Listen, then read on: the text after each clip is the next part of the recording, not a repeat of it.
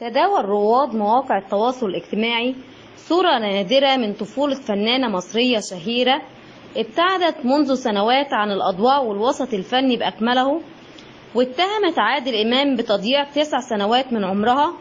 إنها النجمة شيرين سيف النصر، تعتبر واحدة من أجمل نجمات جيلها، تميزت بأداء فني مميز وبإطلالة مبهرة على الشاشة جعلتها فتاة أحلام الكثير من الشباب.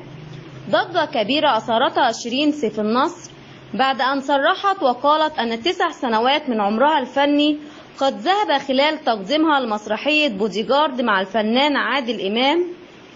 وأضافت شيرين سيف النصر أن هذه المسرحية قد استهلكت الكثير من طاقتها، بالإضافة إلى أنها لم تقم بتصوير المسرحية، وهذا تسبب لها في حالة نفسية سيئة، لذلك لم تتواجد على الساحة الفنية بعدها.